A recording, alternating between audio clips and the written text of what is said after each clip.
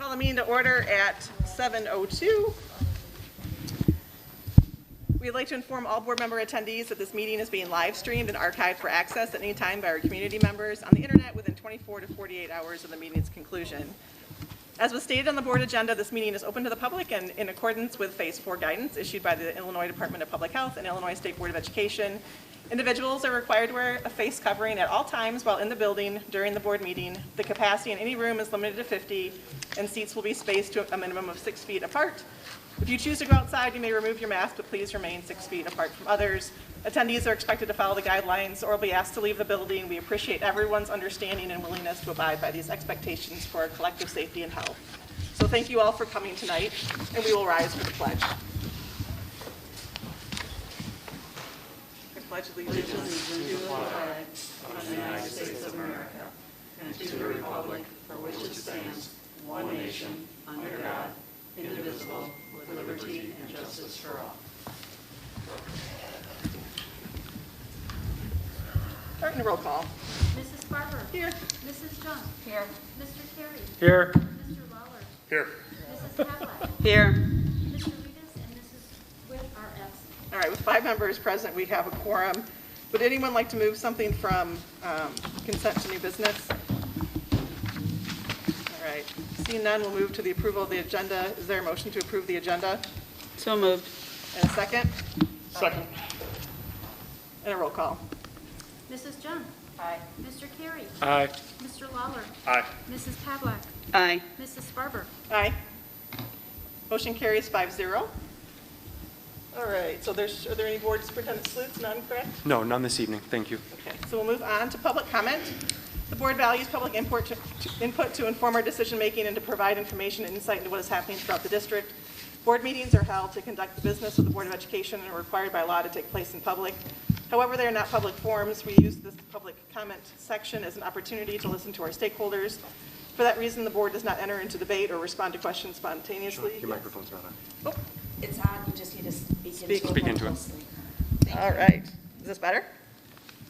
I think so. You think so? There you We'll go. try that. All right. We use the public comment section as an opportunity to listen to our stakeholders. For that reason, the board does not enter into debate or respond to questions spontaneously or without proper investigation and deliberation. In most cases, concerns or questions requiring follow-up will be referred to the superintendent. If you choose to speak publicly, we ask that you do so at the microphone. State your name and village of residence or your association with us for the record, and limit your comments to 3 minutes or less so that all who wish to speak have that opportunity.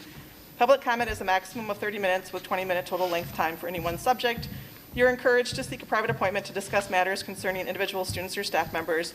While public education can be an emotional issue, and understandably so, the board strives to maintain a certain level of decorum at the meeting. Those who speak are expected to maintain a tone of courtesy and civility. The floor is now open to public comment. We have one person signed up currently, and that's Shannon Bodie, I think. And, yep, do you see the microphone to go to? Thank you. Sorry, I thought this was going to be later.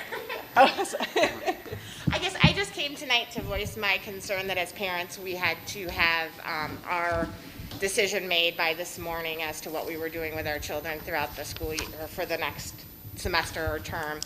And it seems to me as a parent that there's still a lot of details to be hashed out. And for me, it's been a difficult decision, and I feel a little that it's a little unfair that we're expected to make a decision when we don't have all the details or the details seem to be changing. So, Thank you.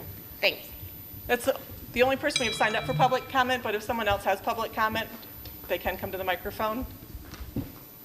Nope, seeing none, we'll move on to the consent agenda.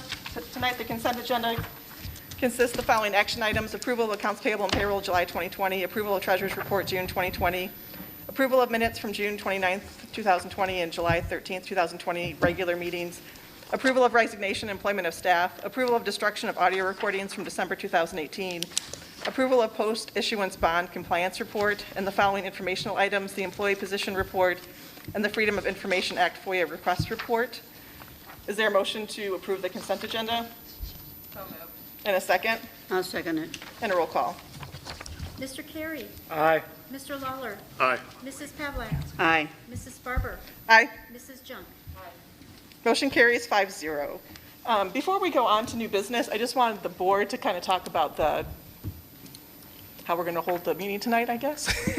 So we're doing masks. We're going to sit up here. Will anyone need a break that we want to kind of build in? Or is there anything different we want to do tonight? Or is everyone? Kind of depends on how long it goes. Yeah, we play it by ear. We want to check in a bit with everyone? Yeah, Okay. We will do that. And if I don't do that, yell at me. will do. Fair enough. That's Aaron's job. Okay, so J1, we'll move on to return to learn plan update. Yes, thank you for the time tonight. Also wanted to share that this presentation, traditionally when we have all the information prior to a board meeting on Thursday when the packet goes out, it's included in the board packet. So tonight, what you'll be seeing, some of you will be for the first time, but please also know that this presentation will be posted on the board website along with the video of the meeting. And so if there are additional questions, you can address those to administrators, cabinet level administrators or building administrators at any time.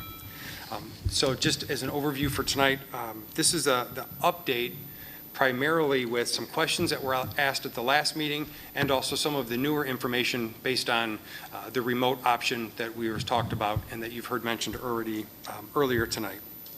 So a couple of the areas that you'll see as highlights throughout the presentation, 4 primary areas. Dr. Mumm and Mr. Raleigh will share the learning structure, what that's going to look like and any changes to that.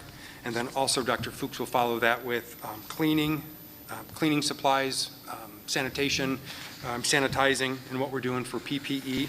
And then Dr. Adkins will share a little bit about staffing, and then also the exclusion, return to work, how many days, some of the factors and impacts of those. Because I know our board had a number of those questions from the last meeting, so we'll provide that. And then also know that at the conclusion of the meeting, after some decisions have been made as a board, as an administrative team, we'll send some information home to parents too, because we are collecting questions from family members that are sending those into the district, into principals, board members, and cabinet level members. So we'll take those questions, we'll continue to answer those, and provide that information for families.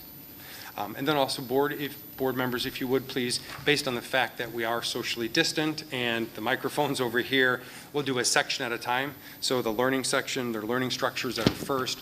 We'll try to do our best to keep those questions to that section. And then when they go to sit down and when either Dr. Fuchs comes up or Dr. Adkins, we can try to keep those questions within those segments.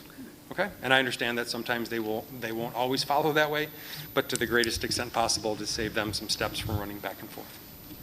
And so with that, I will let Dr. Mumm and Mr. Raleigh, they'll come up and I'm sure they're going to tag team and share some highlights from the information that we have in our presentation. So Mr. Raleigh and I are going to go over the different learning structures and updates. You saw and the public was sent out the full structure outline, but since that point in time, we have tried to refine some information based on the questions we've got, or even based on the number of students that are opting to a certain model. We've really had to make some shifts in the practices, so that's what we want to cover tonight. There are 3 different types of learning for the fall, 3 models. The AB model is face-to-face. It still remains. A will come on Monday, Thursday. B will come on Tuesday, Friday, and then that every other Wednesday assigned to balance the learning. So over the course of 10 school days, students will have full-time instruction for the duration of their school day for 5 of those 10. The second one is the fully remote medical exemptions, really identifying students because of the COVID-19 or different reasons within the family structure are exempted from a physician to be able to stay home until the physician clears them, and then they may be able to return back into the face-to-face AB model. The third one is a family choice, fully remote learning, having the ability to have a philosophical conversation and structural conversations with a family, being able to say we are going to commit to that fully remote learning at home, and then that is committed to the semester or trimester. So it is a longer commitment possibly than the medical. The medical is reliant upon clearance to come back. The reason that we needed to have families commit to one of the structures or let us know their choice early enough is a variety of reasons. As you'll hear from Dr. Atkins, the staffing. In order to plan the staffing appropriately, we need to know about how many students are in each one of these models, where their grades are, what their schedule would have looked like if they were fully remote. And so the staffing pattern is really, we need to know where the students kind of fall in order to plan that structure. The second reason is really learning materials. We need to be able to look at the experiences students have, both face-to-face, and divide manipulatives that will be shared into smaller groups so that it lessens the number of students that have access to the materials, as well as what materials will you have if you're fully remote. And those sometimes need to be purchased because they may be an extra grade level kit for the teacher that's teaching that we don't currently have.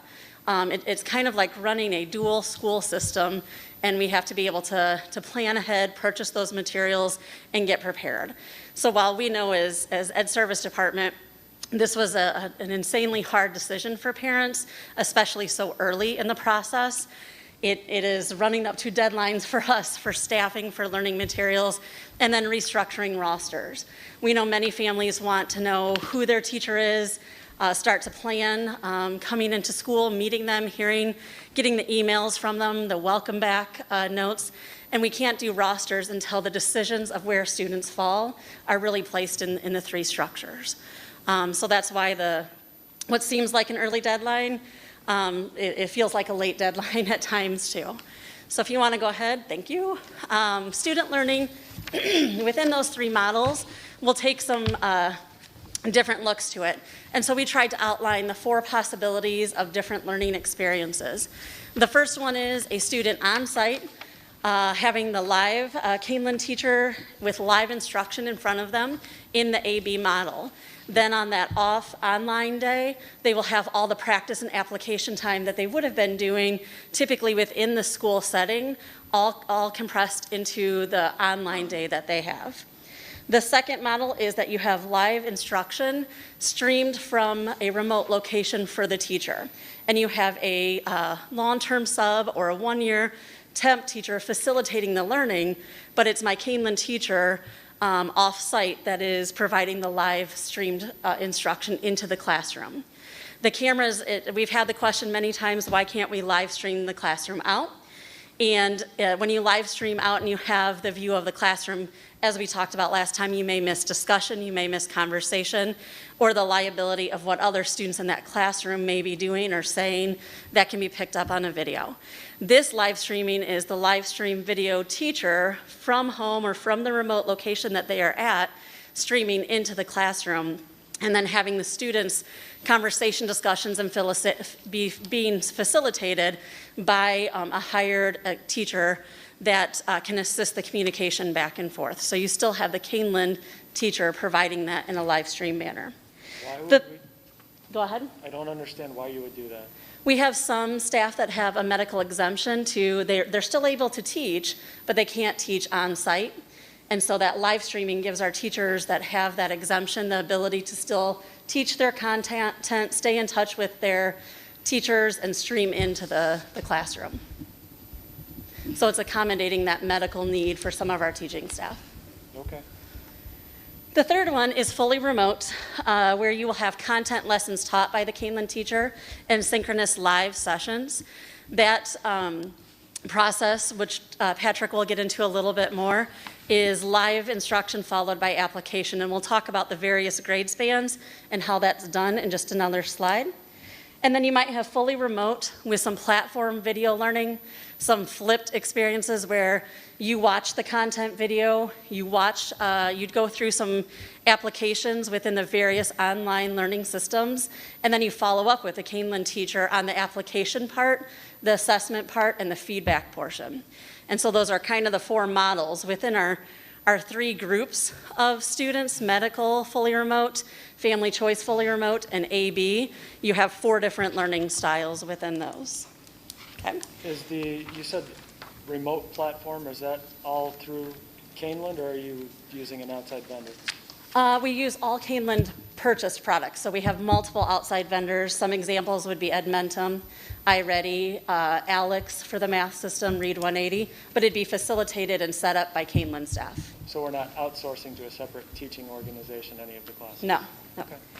And Patrick will go into the specific details in just a second. Okay. And then the last one we kind of already covered, I'm going to talk just about the AB live instruction. Again, we covered that it's kind of a repeat. When you plan the presentation, you feel like it's new information, that as you talk about it, it's a bit of a repeat. The face-to-face AB model, again, could be live direct instruction on site right away, or could be the live streamed in instruction facilitated within the classroom. And then Patrick's going to talk about the fully remote and a couple other things.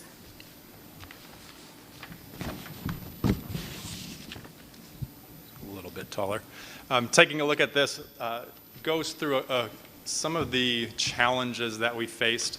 We're taking a look at how do we balance a rigorous learning environment, rigorous learning expectations, as we started to look at that combined with staffing needs and the teachers that we needed to deliver that instruction.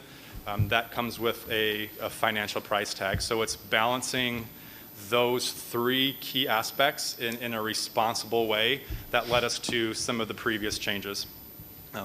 Know that we had communicated out previously based on the number of students that we had received exempt forms from a sample schedule, and as more and more students opted into a remote learning experience, we've had some teachers that have required a remote teaching assignment. That has led to some changes in what our educational programming will look like. But that first bullet point talks about really how do we navigate and balance those three key pieces. Looking at that fully remote piece is going to be a variety of different platforms. Yes, there are some online programs that we could outsource to. They come with a fairly pricey price tag associated with them, and those are typically a little bit more broad in the standards that they teach. It would be not a Kaneland employee that's delivering that instruction. So as we sit here today, that didn't seem, as we tried to balance those three pieces in that first bullet point, as the most responsible choice. Knowing that we do have some of those programs that Dr. Mumm talked about that our staff uses, that our students use. We've shared some of the benefits when we think of Edmentum, when we think of iReady. We've shared in prior presentations the benefits that our students have seen using those programs. So it's really looking at a combination of the online programs we have with a Kaneland teacher that's going to facilitate learning through those programs. Again, when we talked a little bit at the last board meeting of that communication piece, all of those online programs do have the ability to be linked in through Canvas. So we're still trying to house all of our communication, all of the links that parents would need in one centralized location to help streamline that a little bit. We have heard from families that are students at the elementary, the middle school, and the high school, so we wanted to make sure that was as uniform as possible. The last three pieces here talk a little bit about what different learning at the different grade spans could look like. So with the way we sit today, looking at our kindergarten through fifth grade, our elementary structures, they're looking at having teachers, as Dr. Mumm explained, that are live streaming lessons from their home into the class, and then there's a piece of independent application throughout. So our elementary students are essentially per teacher, they're going to be broken up into two groups to help the teacher be able to facilitate that live piece.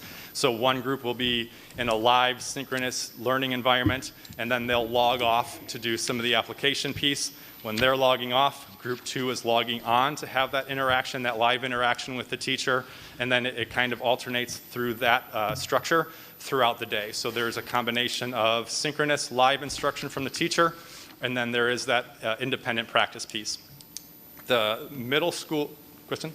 All right, so for working parents who can't sit down and be with their kid like their first grader during the day, are these live lessons going to be recorded so they can go access them later on? We do have the ability to do some of that with like flipped lessons, and we have worked with some teachers for that, but the entire lesson of having that recorded, I don't think it has been discussed.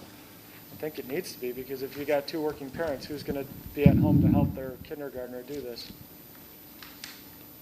So they might have to do it when they get home from work or on the weekends. Yep. I don't think a lot of parents are going to be able to commit to Tuesday at 10 o'clock to sit down with their kids. So the people, you're saying the people who selected remote learning, Or are forced to because of medical reasons. I would, yeah, we would need to problem solve that. There's going to be an adult there that is watching or supervising those kids, and that could be someone that could help with that. I think that's optimistic. I think if you have two parents working from home, they're going to say, go watch TV or go do your homework. They're not going to have time to sit down and teach them how to do all of this during the day. So I think it almost has to be recorded in some fashion so they can get to it later, or the kids are just going to miss out. The remote teacher with the K-5, they have one teacher dedicated to them, and so they'll be checking in with them if those structures aren't happening. We see that the child isn't engaging, not logging on, then we can problem solve with the family structure. So is it the time frames that aren't working? How can we rearrange that?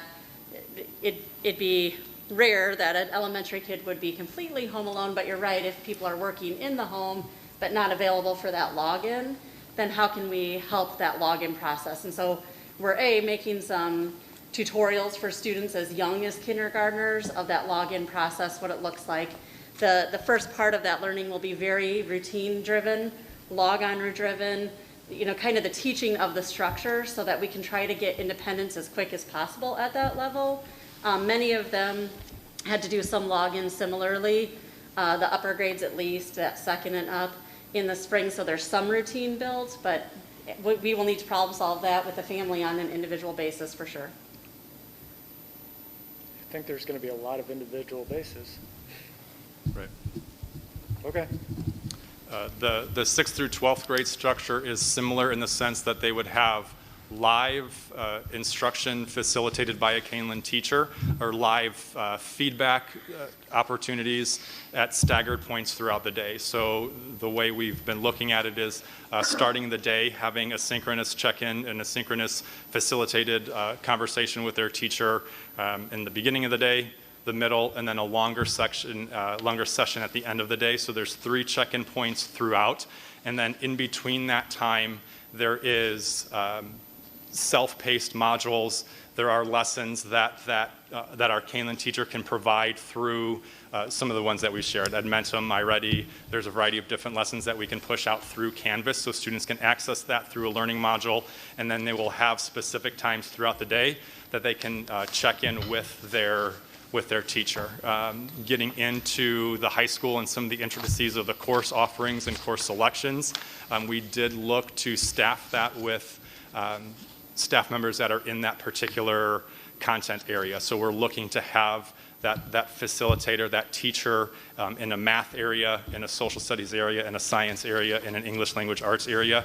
So even though kids might be on a broad spectrum or throughout anywhere on a learning continuum in that area, that facilitator, that teacher has that expertise in that area.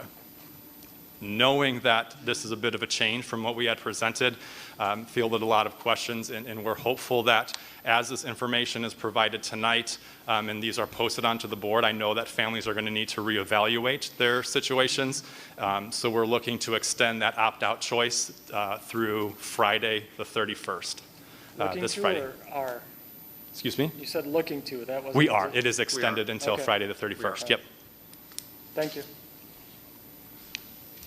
so does that mean people can opt in and opt out through Friday? Based on, yes, if there is information that was shared here tonight that they did not have, they have the ability to change their learning model. And this information will be pushed out to parents. I'm a little concerned that too much parent information is coming from board meetings, and this is a business meeting and not a parent communication meeting. So they will get all that information that they need tomorrow as well? Is Yes. that? Yep. Okay. And then looking at the transition, so as Dr. Mum had talked about, there's a couple different ways that we can transition that would need some type of transition plan, and that's where Sarah and myself, building administration, teachers looking at building what that would look like. If I am currently needing to be home because of, for a medical reason, and I get clearance to return to in-person instruction, we would want to make sure that wherever we were at with the remote learning matches up to where they would be entering into in-person learning. And we may need some time to build what that would look like. So when that happens, we're looking at a 1-week transition period where we can get together, we can sit down, we can look at the standards that have been covered, to what how in-depth they've been covered, and then build what that transition would look like to get back to in-person learning.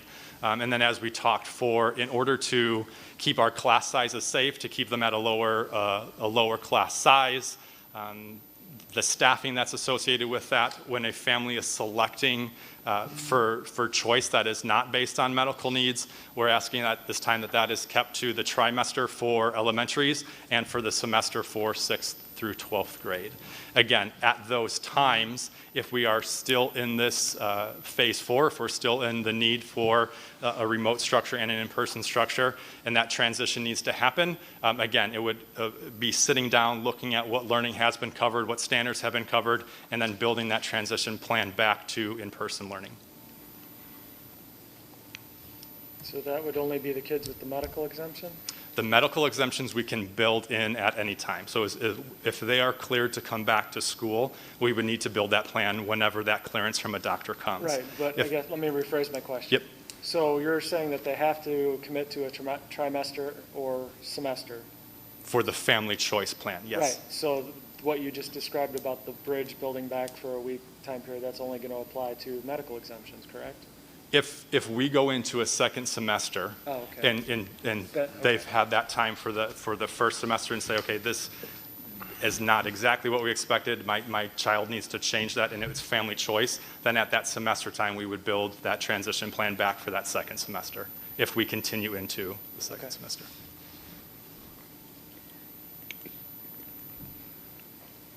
Are you ready for, I can't tell, you ready for the question? Yes, Okay. the next So- section is the cleaning section. So what are so it sounds like the K-5 is pretty similar to what we heard about before. So like 612, I guess I'm trying to understand the numbers of students that have selected remote, either medically or choice for 612, and kind of how that matches to teachers, and just kind of how that works out, or how that was thought through. Like, you know, I would imagine you thought through why can't ELA be taught to those students and maybe not AP Chem or something, you know, but how does that continuum go to kind of all online or mostly online? How did it shift from what so previously when we had looked at the schedule and the structure, we were looking at, there was about 3 or 4 students per section or per class. So we had the ability to put some of those kids together based on, like I could put 3 6th graders and 3 7th graders together and have that teacher effectively teach them the 6th and 7th grade standards. Now the number of teachers hasn't increased, but we're looking at about 40 to 50 students per grade level. So the online platform allows us to figure out where they're at on that learning continuum, and I can teach whether it's not technically 7th grade challenge ELA, but I can address through iReady, through Read 180, through Edmentum, I can address the learning standards that are associated with what that challenge course would be. So we have the ability to reach that full continuum of instruction. It's just not a student scheduled into 7th grade challenge, that 7th grade challenge course. And Is that- President Sparber, I don't know if you're also looking for the numbers. As part of the staffing update from Dr. Adkins, it does have the total student and staff numbers and how some of those pieces are going to be met. But like, let's say the 40, you know, that feels like, well, could then a teacher that's on site be pulled to do remote? You know, like, is that now a class? So Yep. How was that thinking? That's kind of just the ballpark of numbers. How was that thinking, of why isn't that a dedicated teacher? Is it because It doesn't The always spectrum of- cleanly fall to all of these kids were in this class at the same time. So now that they're going fully remote, that frees up the teacher. So we are, and that's part of the tricky part with this, is we then need to see, of those students that are going remote, what did their class schedules look like, and does it free up some of that teacher time? Is that what you're asking? Somewhat, that, Yep. correct. Is there, and even if it's not every class that's offered, especially in the middle school, that's a bit more team-driven, Yep. but, because I can understand the variables are much more significant in the high school, so maybe just starting thinking about the middle school, is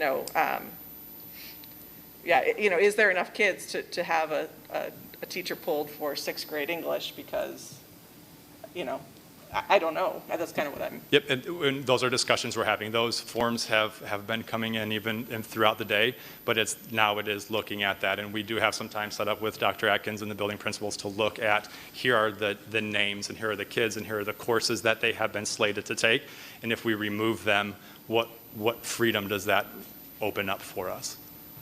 But have you looked at it and have concluded that it's not possible, which is why you've sent the email out yesterday saying it's going to be an online platform, or are you still evaluating and still the circle of parents won't know which one it is until? It would need to be the combination of those different online platforms with a Kaneland teacher that is providing flipped lessons, some of those learning opportunities with the Kaneland curriculum, and then supplementing that curriculum with that online platform or online platforms.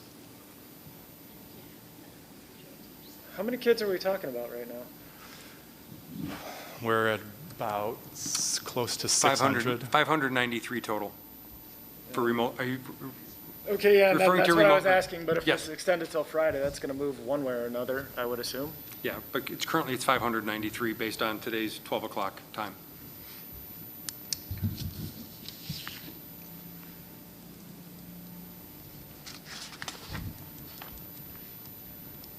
Yeah, I don't know that it's still clear in my head as to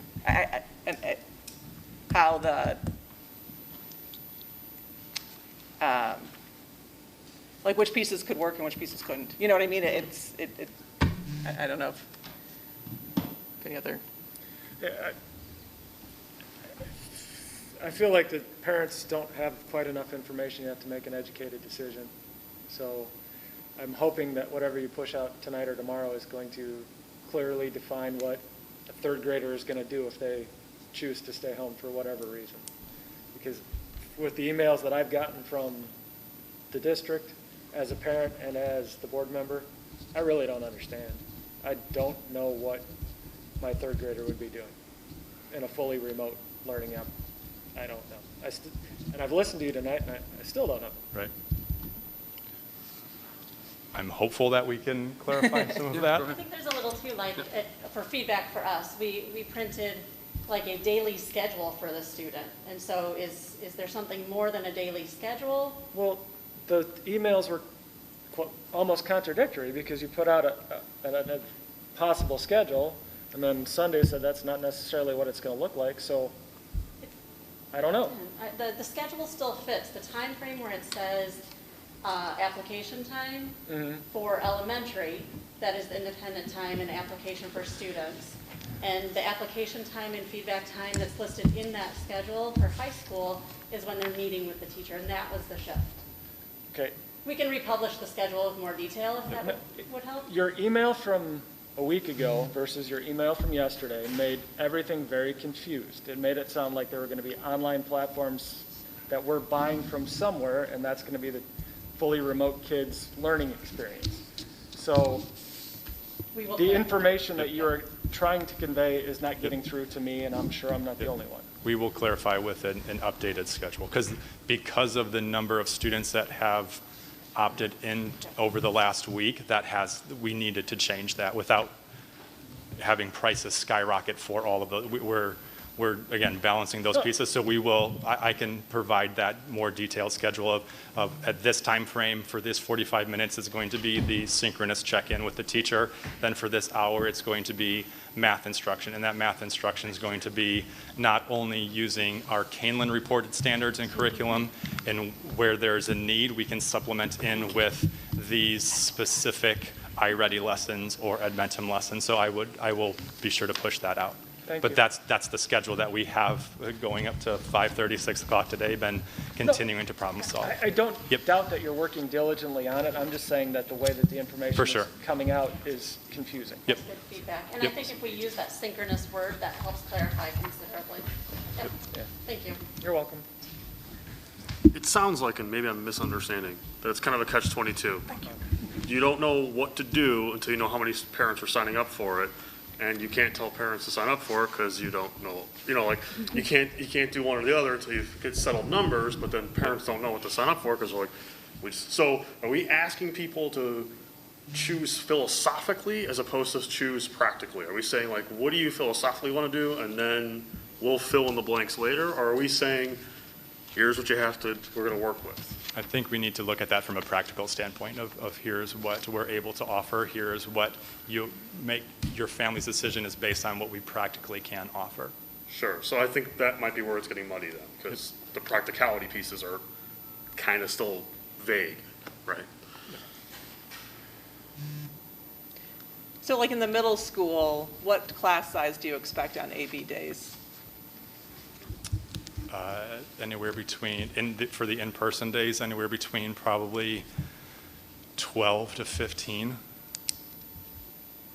So your feeling is, I would imagine, that it's challenging to free up a teacher in the middle school. Is that, there's not a lot of extra teachers, just hanging Correct. around, right? Yep. So you're There's thinking, so 12 larger- to 14 and 6 feet apart is probably closer to, in that ballpark, really, right? Mhm. I think the difficulty that we have too, that we've been struggling with between elementary and 612 is that a little bit of there's contract language on preps at the 612 level. So when you can free up an elementary teacher, they can teach remotely science, social studies, math, ELA. When you free up a middle school section or teacher, they can teach their ELA prep, but you can't also have them do the social science, the math, the PE, and so that makes And you it might more not want difficult to. for I mean, staffing. I get that Yeah. might not be, but I guess I am still just thinking through, like, is there the ELA that works, and then the science doesn't? I was just trying to, Yeah, we haven't been able to find those patterns. We have seen some larger pockets at various grade levels, but again, it never fits nicely into all of these kids are now going remote from this one class period of this section, so it frees up that teacher. They're coming from various different classes at that time because of here, the 3 different teams. They you are possibly rerunning could all all the be on the red schedules team or all on the white or spread out throughout. So we need to run those schedules, see actual names and see what it could possibly free up.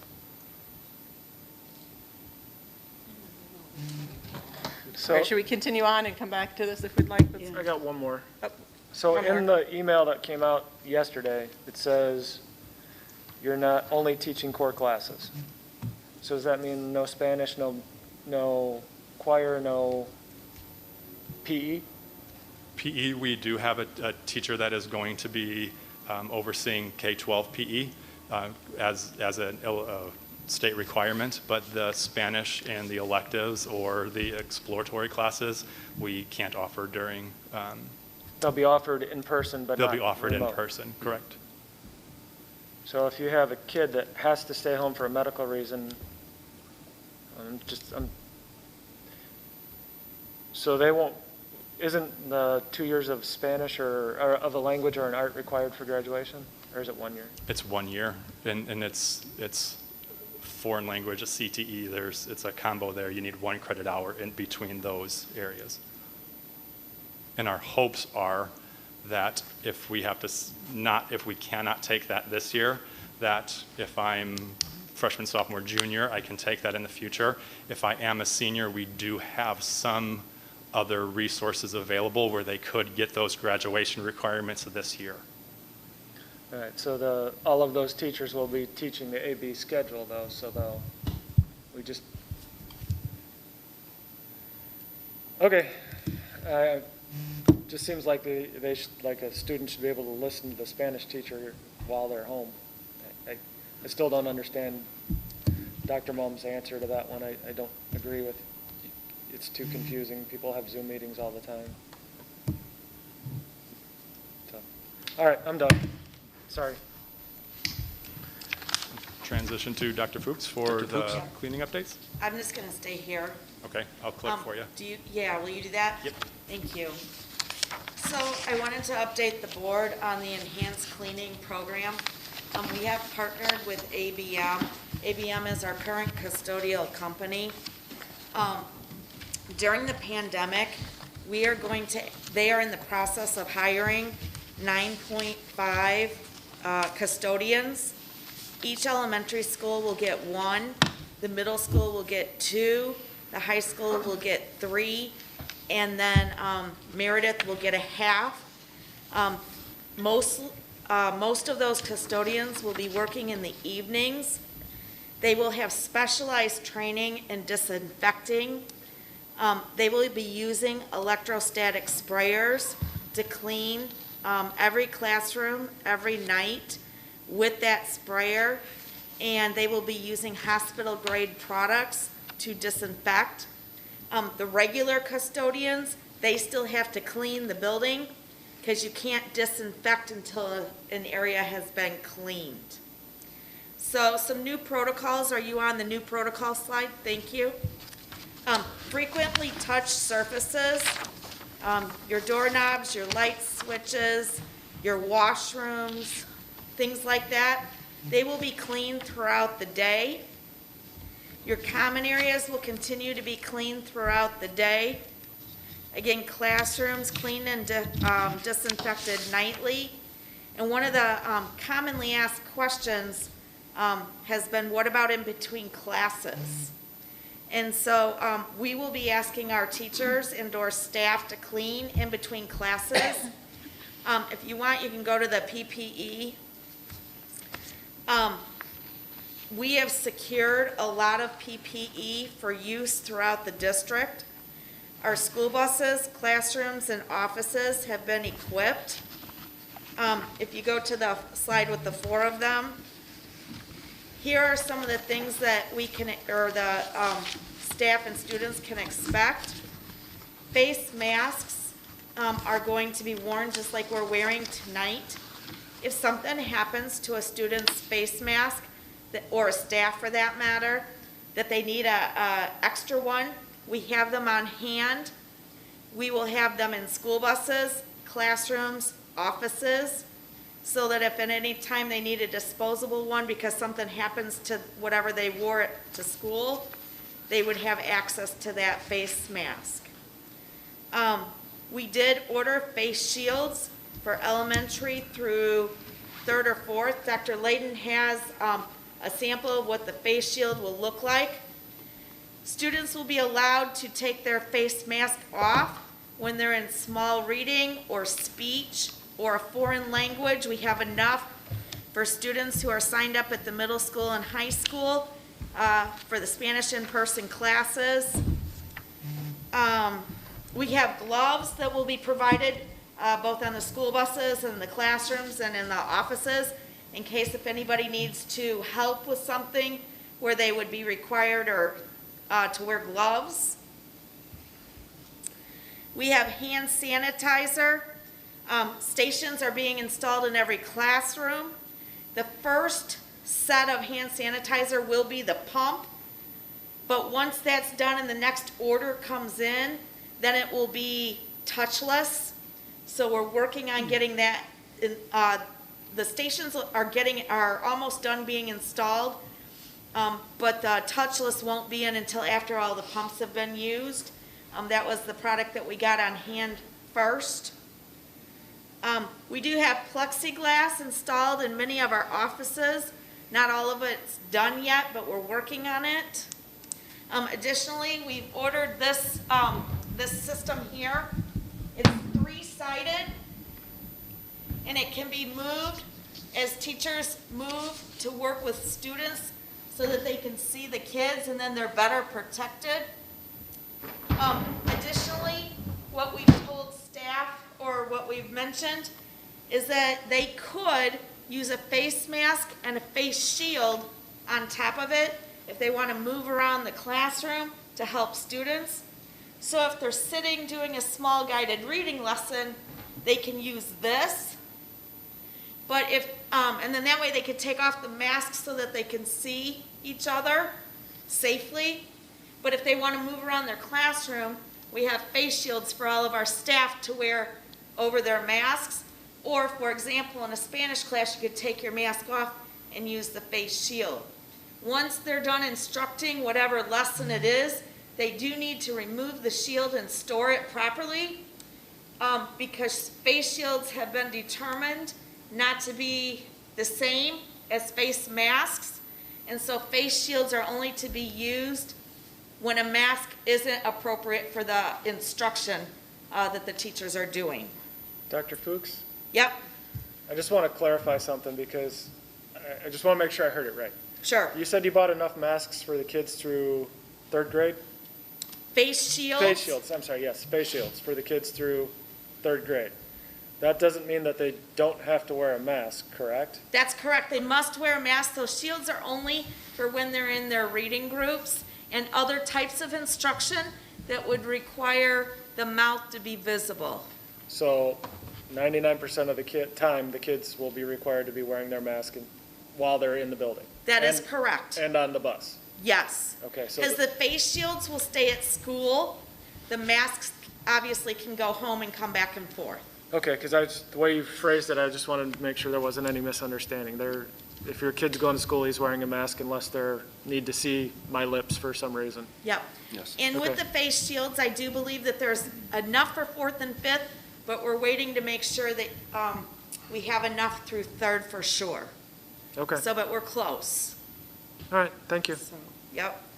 The cleaning solution, I already mentioned. The one thing that I didn't mention is with the spray bottles, we've ordered spray bottles for every classroom so that teachers can spray in between student groups, different groups of students.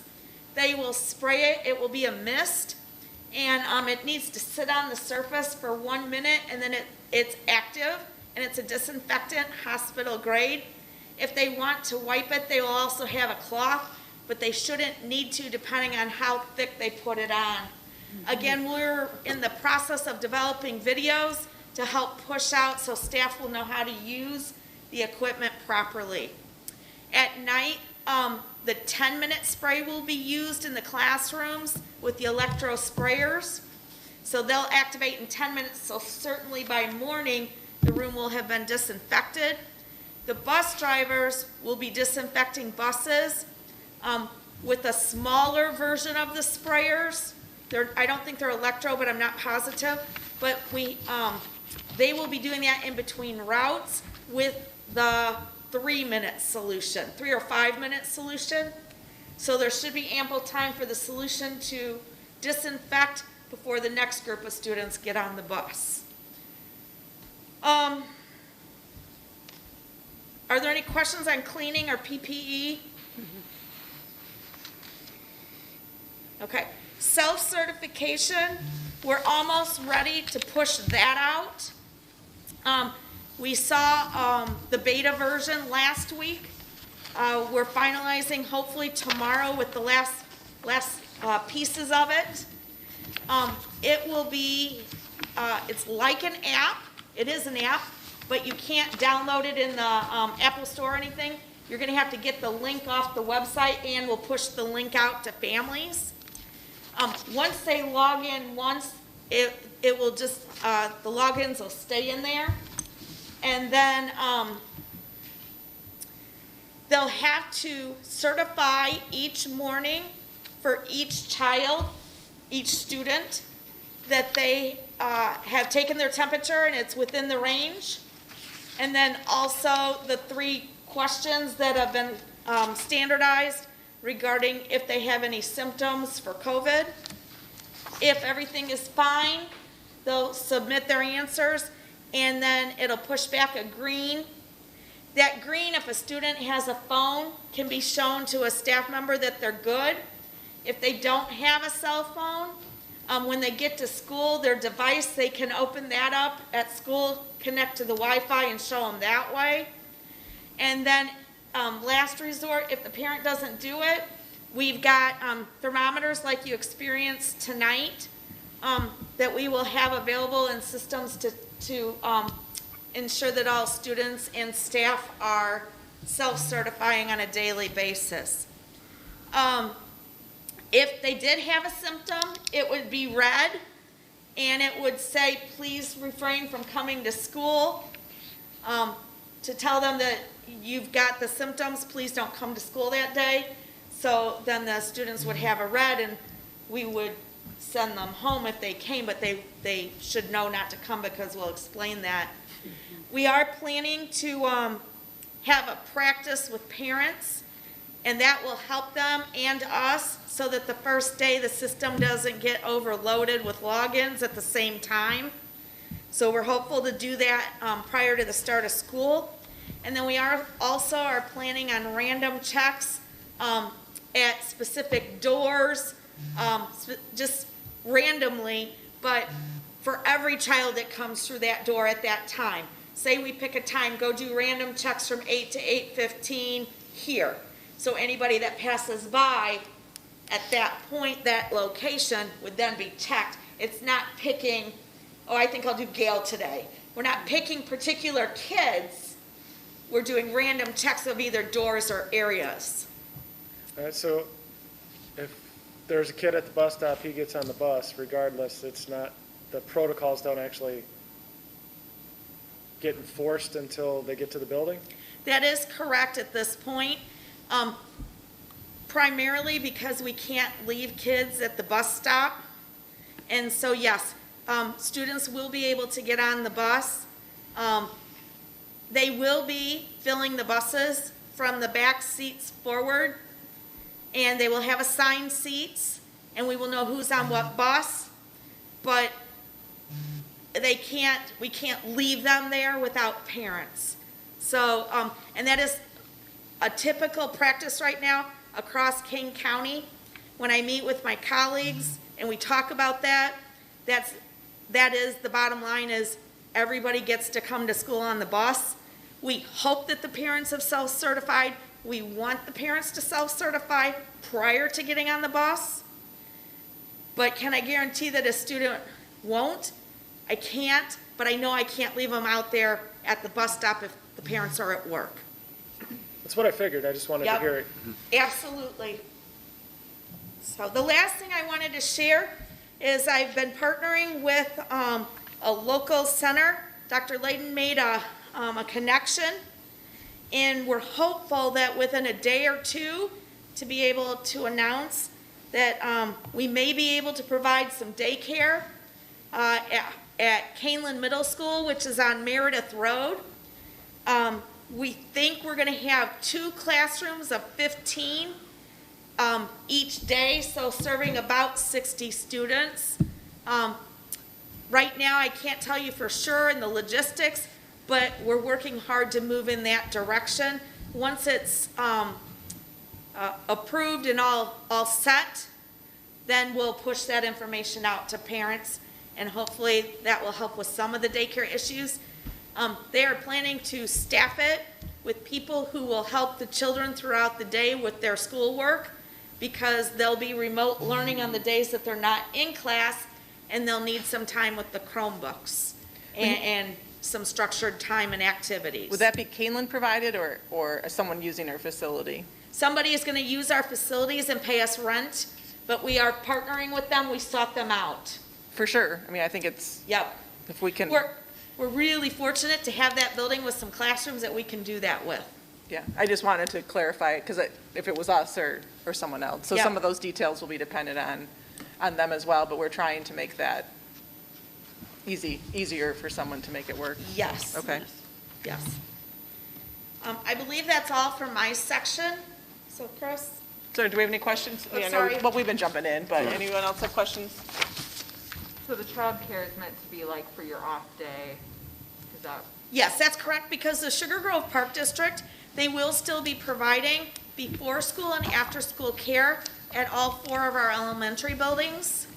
I did talk with them today, and their care numbers are quite low right now. And so I hope that parents are thinking about the days that they do need to come to school and are getting signed up so that CARE can make their plans like we're trying to make ours. So I've been in contact with them and been able to get very limited information. Have you learned more? Like, are they going to enforce masks? What are they doing on their side? Do we know any of that? I believe their CARE program on the days that kids are in school will look similar to the CARE program before and after school that it has always looked.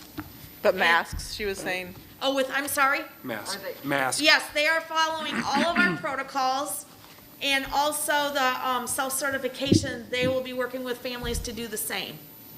Yes. We've been in touch, and they're aware of what needs to happen while they're in our buildings. Because everybody in our buildings have to do that when school starts. Any other questions? I don't know, I might want to talk about some of the financial implications, but I think it might be easier if we do it later. Does that make sense, or? Sure. Yeah. Okay. And as President Barber asked that question, Mr. Atkins, or Dr. Atkins, go ahead.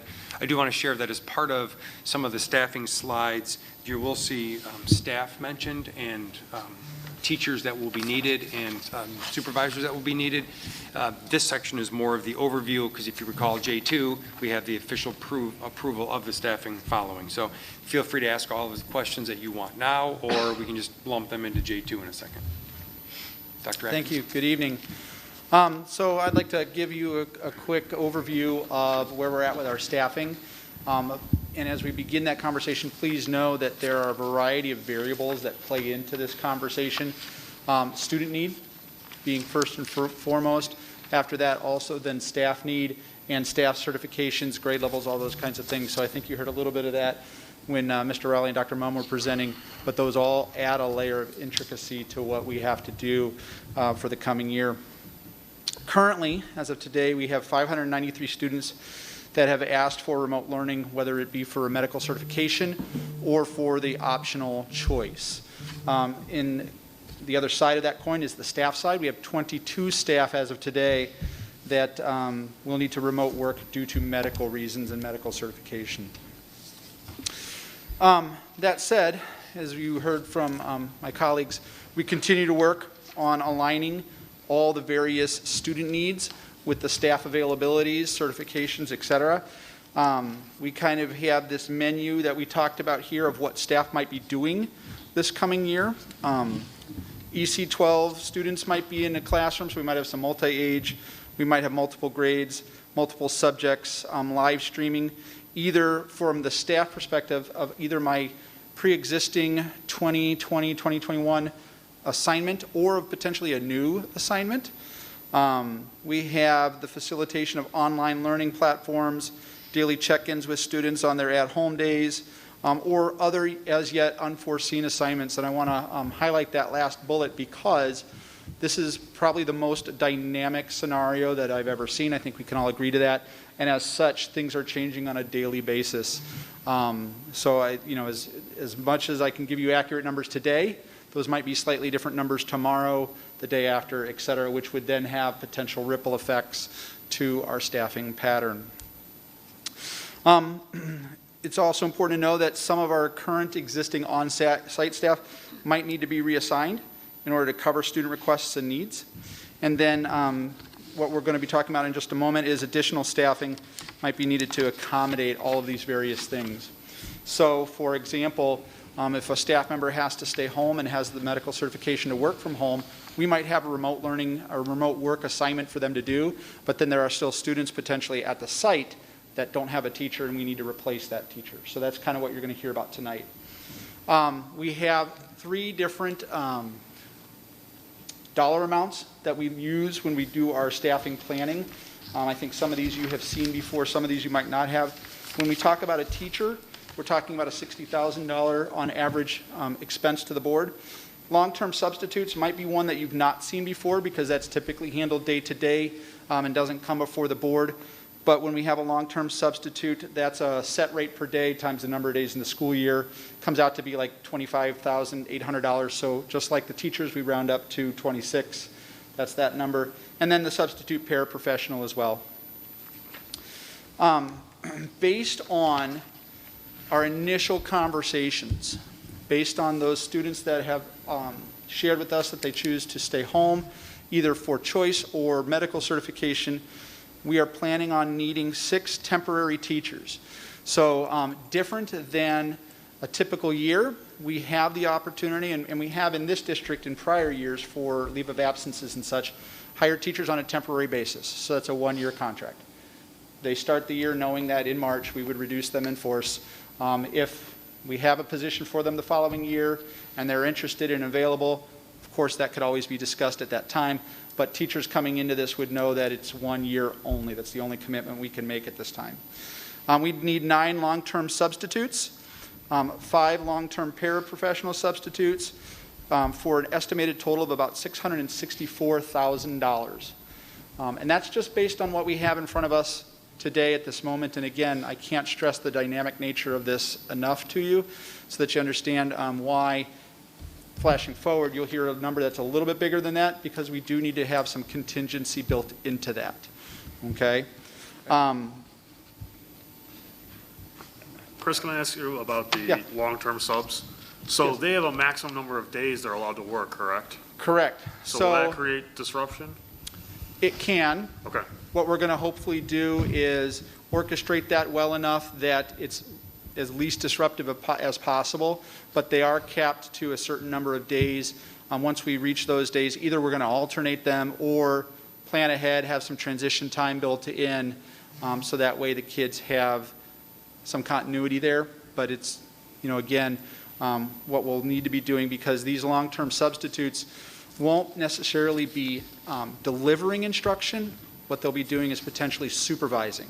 So if I'm at home and I have to work from home, and other than precaution, I'm currently healthy, I can simulcast, I can present myself to the class remotely, but then I still need a body in that room to supervise the students while that instruction is being simulcast.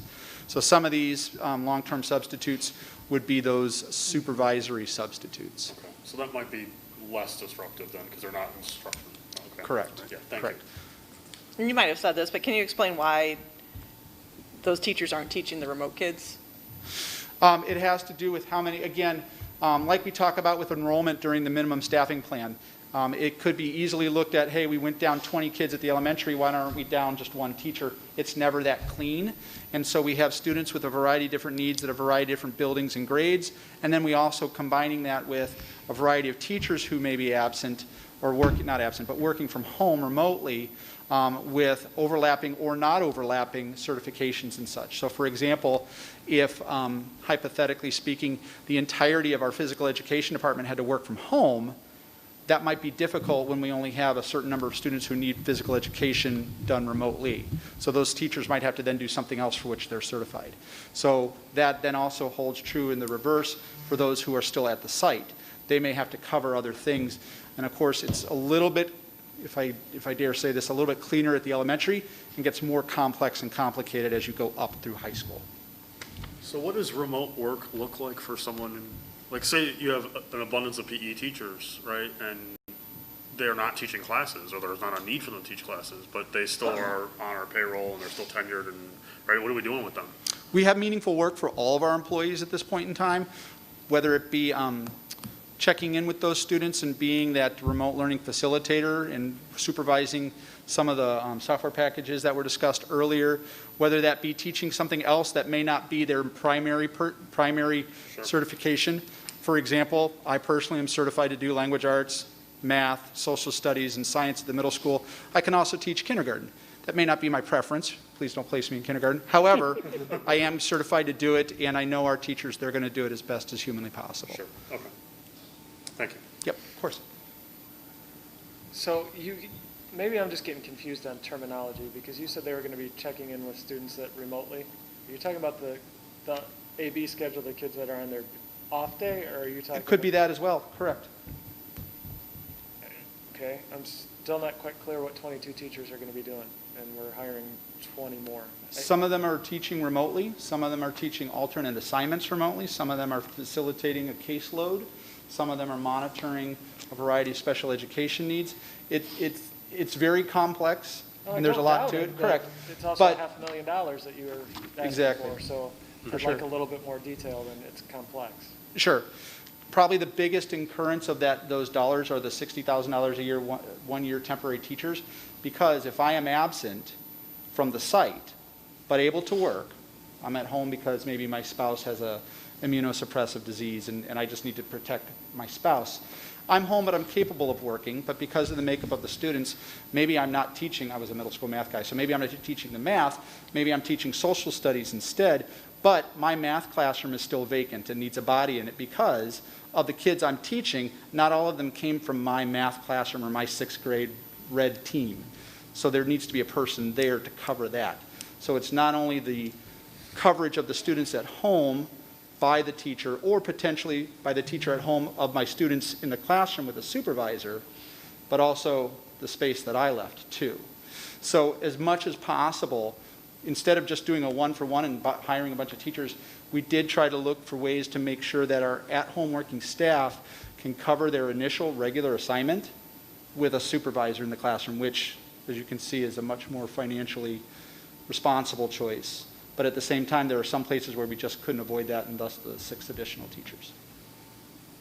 And that's still subject to change based on the results of this week's. This is the most dynamic scenario I've ever encountered in my Oh, I life. don't doubt it, yeah, it's. Right. There is no, I don't think there is one perfect answer to this mess. There is not.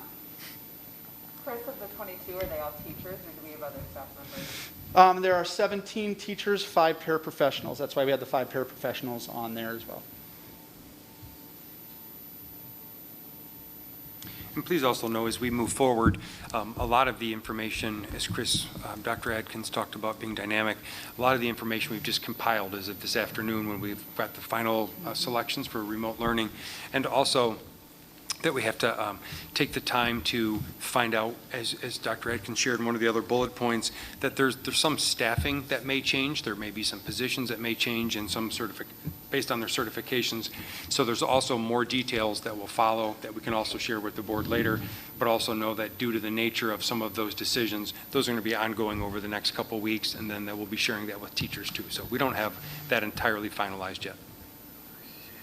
I have a question, you can tell me you're going to answer it later or now, because when do the teachers find out what they're going to be teaching, and how much time do they have to prep for it, and do we need to change the start of the school year so that they do have time to prep for it?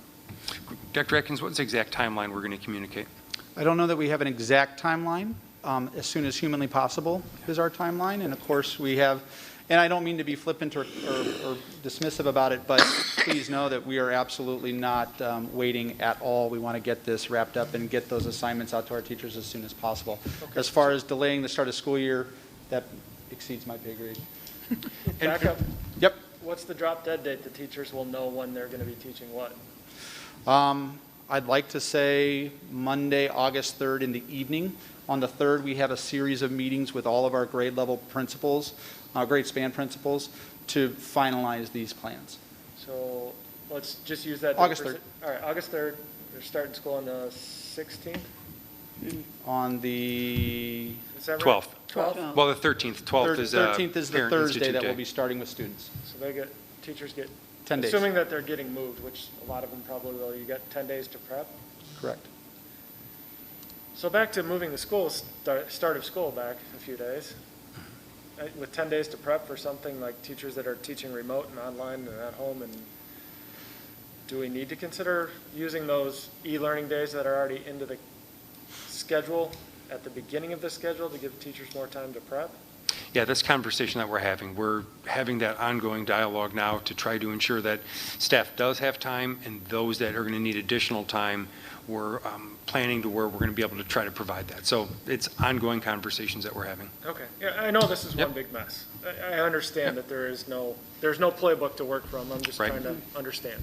Right, and I think that there's the double-edged sword that some people believe with resurgence, more cases across the country, that the longer we wait to get into school, the fewer days we're going to have, for those that choose the AB model, the fewer that they'll have in person with students, and the closer we'll get to a full remote.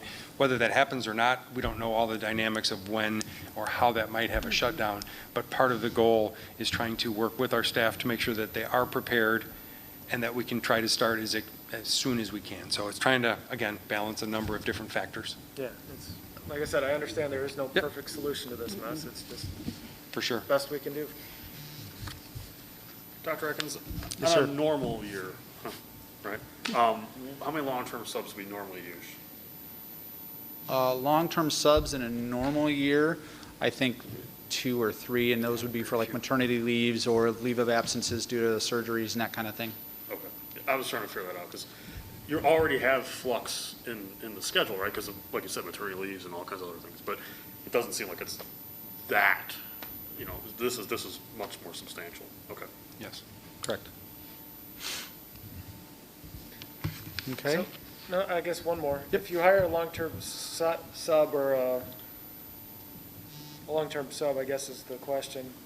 Is that a contract for a year, or is that still just kind of a per-day thing, and then if we all get sent home, they're no longer employed? Long-term subs are day-to-day. Okay. Thank you. Okay, so the next part, we had talked with the board about having a flow chart for exclusions.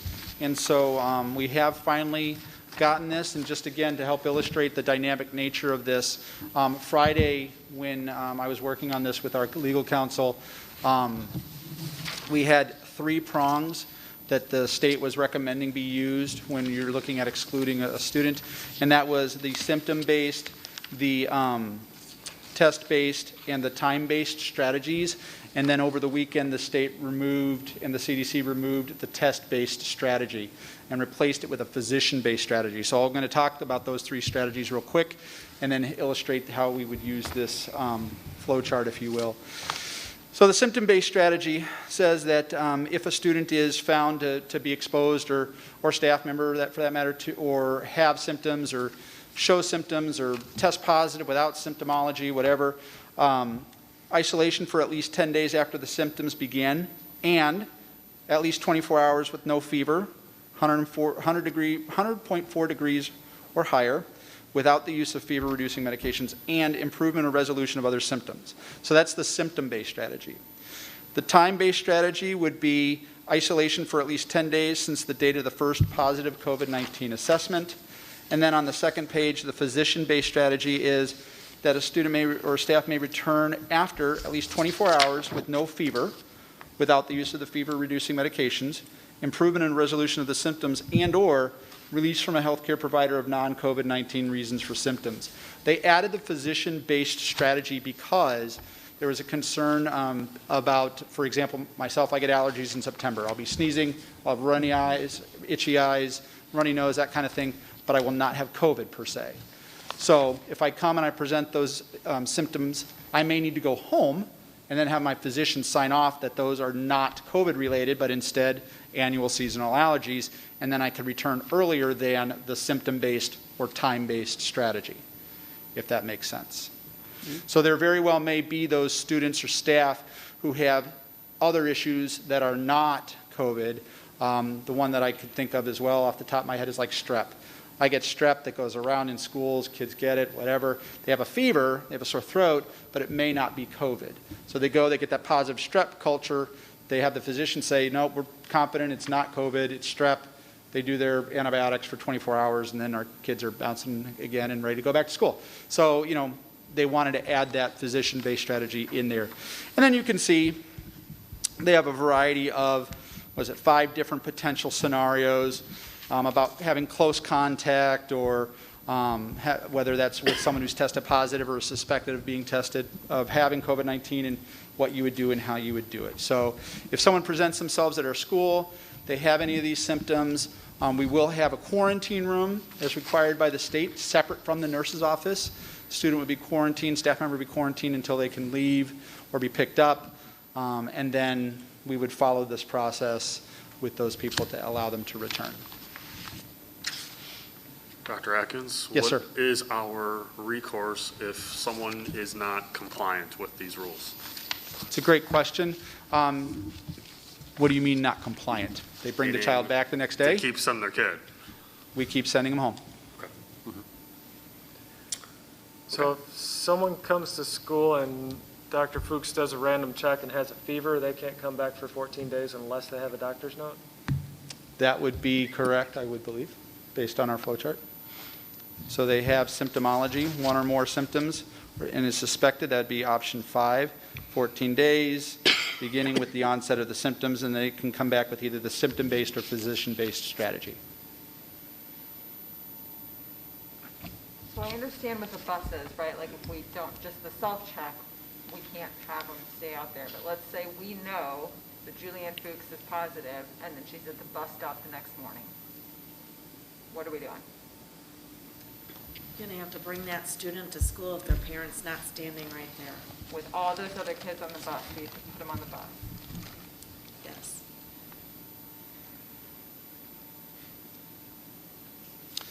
There's another element of this that isn't the schools, which is the IDPHs.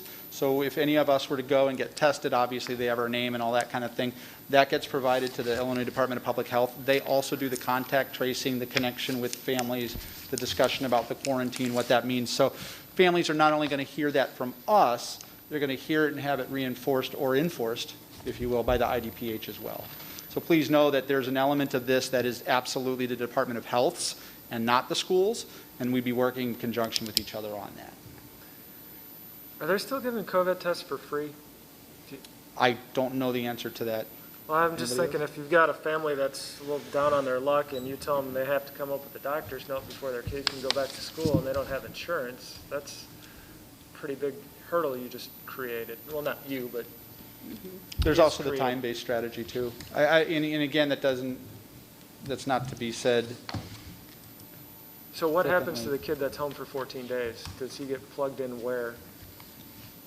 Where does he get plugged into? Does he get plugged into the full 100% remote learning and switches curriculum? Is he supposed to be tell me what happens to said child. Haven't had that conversation with my colleagues yet. I would imagine we probably approach it the same way we would during any non-COVID year where a child's absent for that number of days. If we can make up the work through discussion with the teacher and home assignments and that kind of thing, we would. But if that's not feasible, we'd come up with another individualized plan for that child, case by case.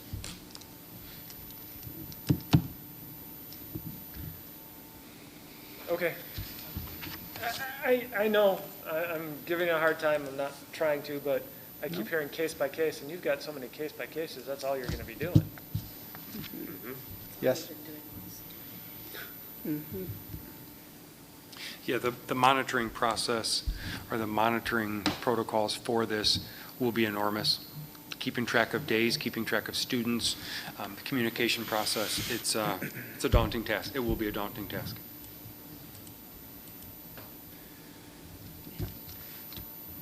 Did the board have any other questions? Any other questions? For me? No. So is there anything else in total that we want to go back to, or should we move to J2? Yes. At some point very soon, I want to know what 100% remote learning looks like for our whole district, because Yeah, think it we're would be gonna there. J1, so go, Okay. I'd say. I'm sorry, I didn't. And I'm sorry, I think it would be still in J1, so go ahead and ask. Okay. Yeah. We're going to end up there, I think is pretty common belief among people, so Dr. what does Mum everybody at home look like? Yeah, Dr. Mum and Mr. Raleigh, can you share a little bit of the overview of what long-term phase 2 or phase 3 remote learning will look Yep. like? Phase 2, well, phase 3 is easier to discuss first. Phase 3 would be fully remote like our phase 2, which we'll go to in detail in just a minute. But we would have the option to bring face-to-face students in small group learning based on whatever the governor or ISBE recommendations would be. So for phase 3 previously, it was groups of 10 or under. So we could bring a small group of students in, that 10 and under, for specific learning experiences. Some examples might be for ELL students, ELL minute specific, IEP subgroups, subgroups of Tier 3 RTI intervention. Those could be face-to-face invitation groups in phase 3. So phase 3 would be just like the phase 2 we're going to talk about, but you have the ability, if you would like to, bring some face-to-face small groups in for a specific learning reason, starting with targeted subgroups to get minutes or instruction. Phase 2, we've started to look at all of the grade spans. It would more replicate the student's day, and it would be full remote, of course taking out a lunch period, a study hall, a recess period. That would be offline time. They would need to log on at the elementary level for their blocks of the day for 10 to 15 minute to up to 20 minute mini lessons. And then they could go into a small group and be invited into small group like a guided reading or guided math group, or they could log off for application. And then they would come back on for their next core content, do the same thing. Exploratories would be more video type access through Canvas, looking at the activities and application on Canvas for that period of time. So the students at the elementary would be logging on multiple times during the day, getting the live instruction, then going into small group live instruction or application. So would we get rid of the AB schedule at that point? It would, yes, you could. The one thing we would want to do is if phase 2 was immediate, it's easier to make that transition. If it's about 10 weeks in, 11 weeks in, or 30 weeks in, we would probably need up to a week for transition planning so that Patrick and I can work with the teachers to look at the pacing and sequence and fill the gaps so that the remote learning, whether they were 3 or 4 lessons ahead or 3 or 4 lessons behind, we would want to take a week or two during phase 2 to stay with the teacher you are assigned to, your AB teacher or your remote teacher, to merge the gaps so that they're on the same sequence, so that it's not just a abrupt, what are you talking about, kind of, we haven't got to that unit or we've already done this unit. So we would want a week or two of transition planning before that would occur for phase 2. So I'm sorry, I didn't hear your question, Ryan. What was it, your question, does remote and AB collide in this scenario?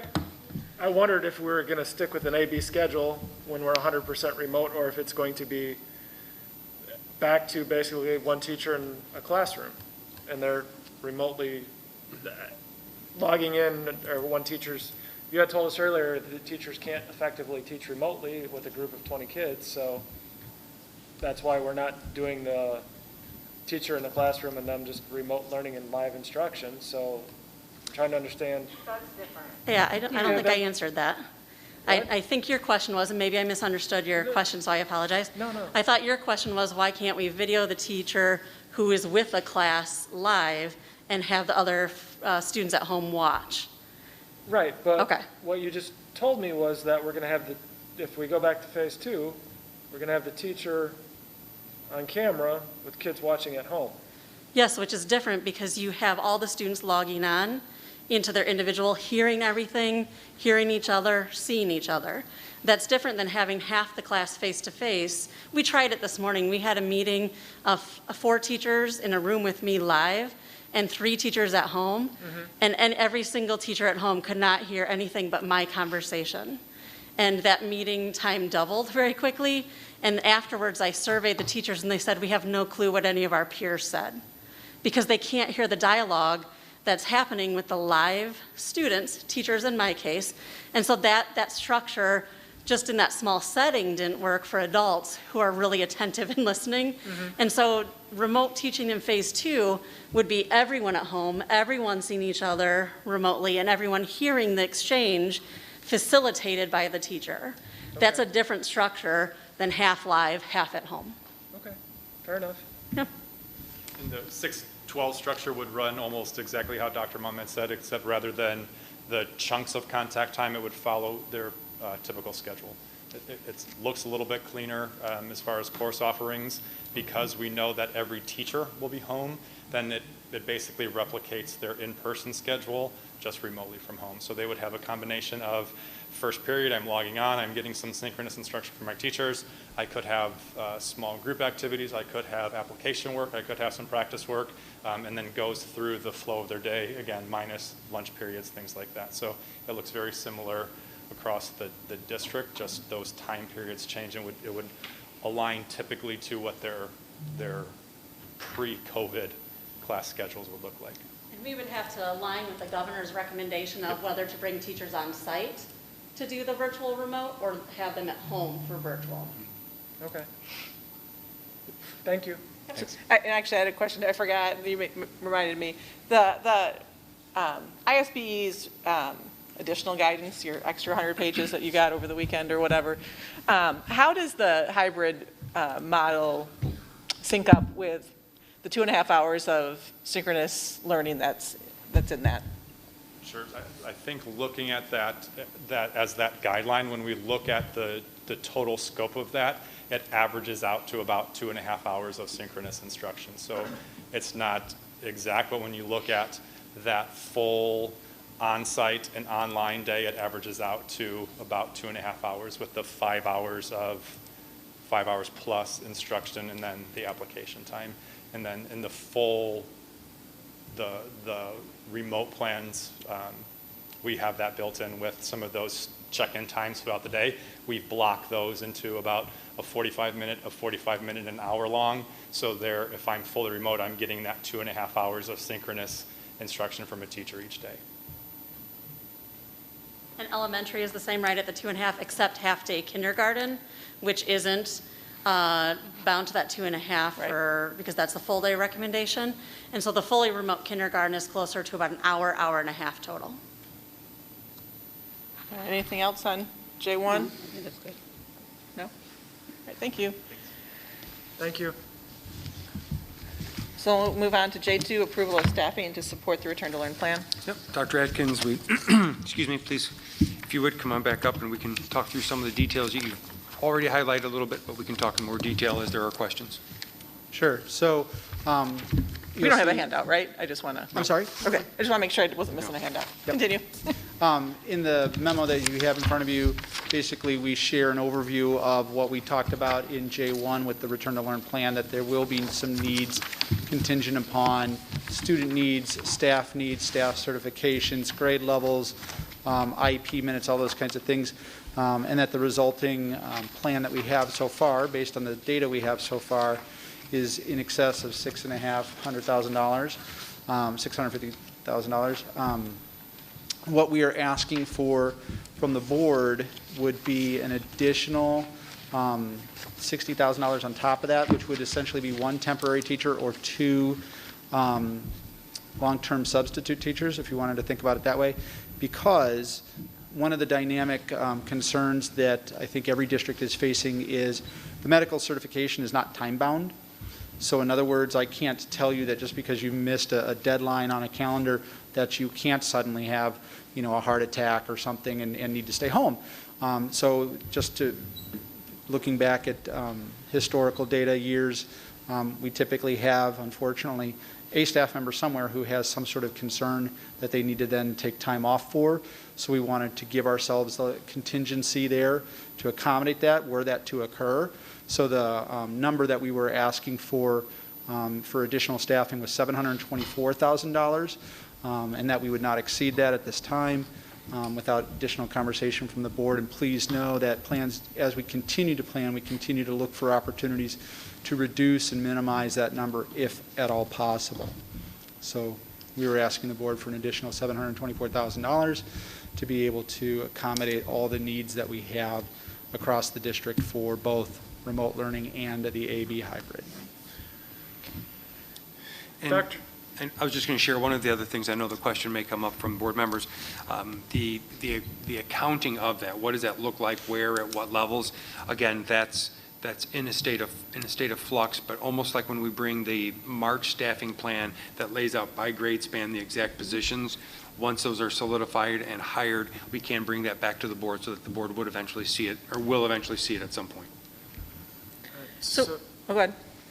So what's the ask as far as the budget for the current year deficit then? Like The impact total, on the budget? Not just this, but in total, what's the ask for the deficit spend for the year? That would be Dr. Fuchs. Yep.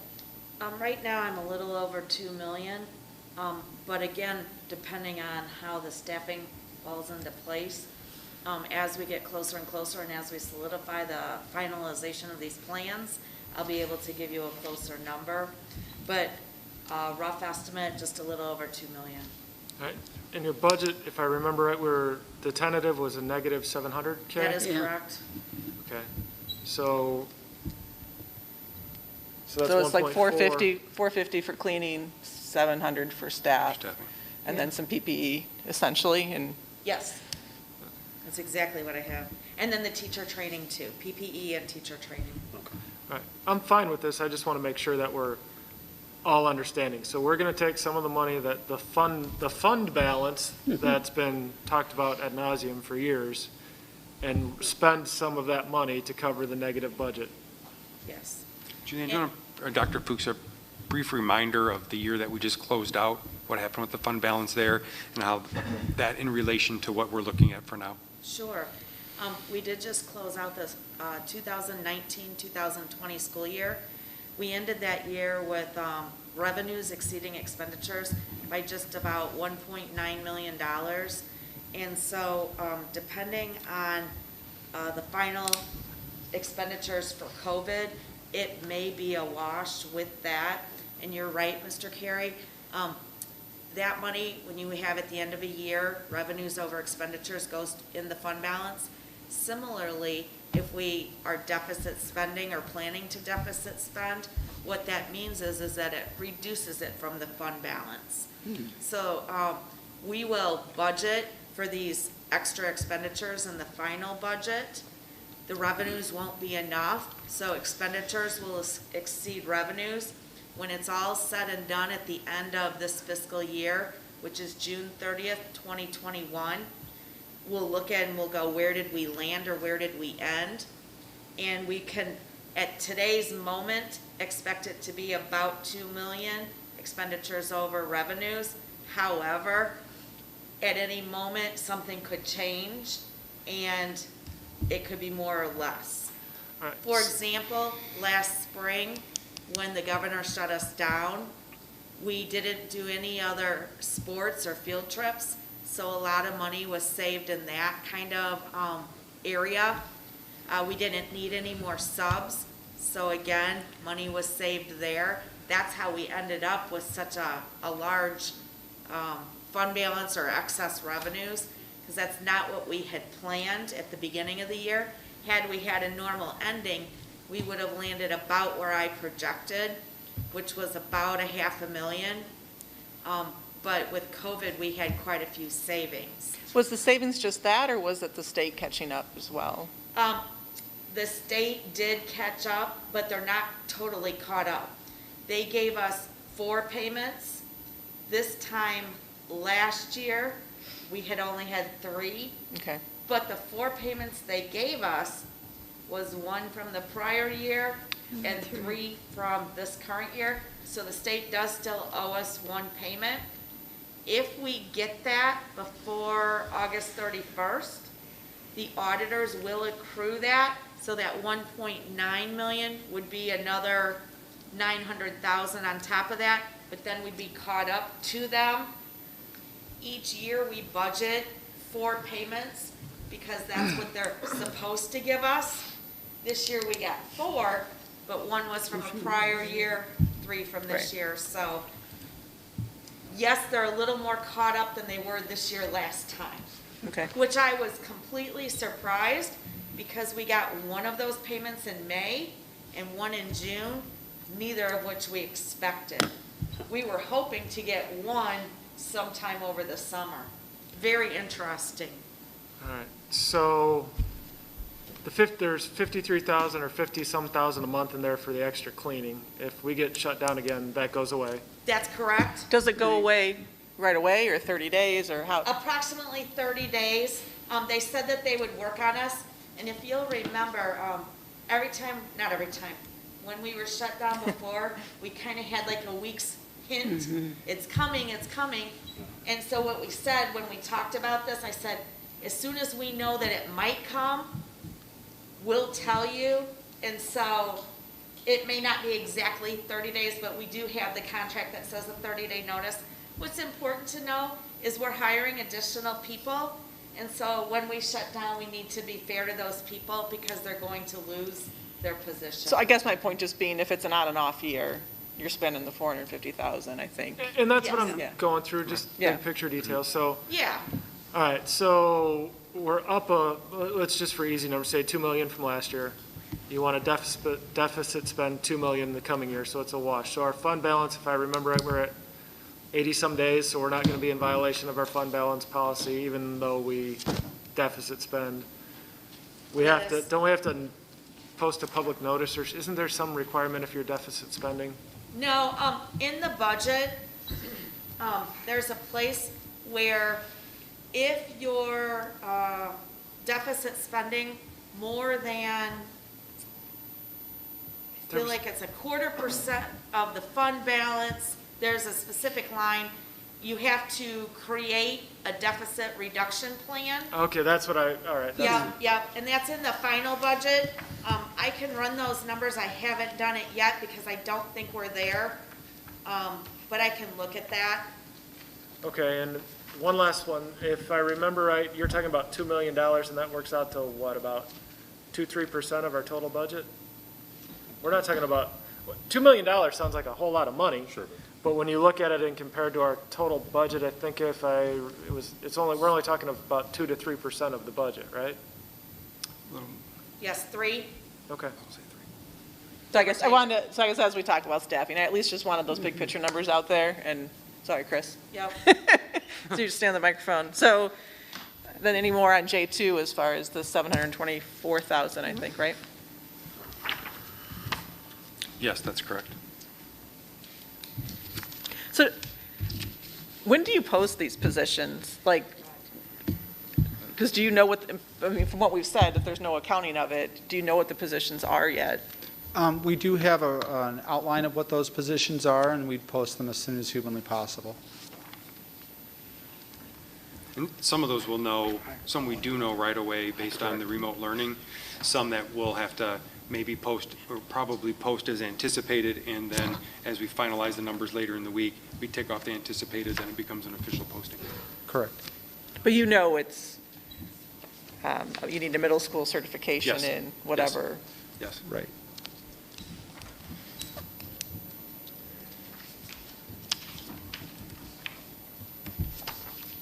It looks like you're thinking, Aaron. Thinking. There's a lot. Yeah, there is. You're good? Any other questions on that? No, I don't think so. We're good.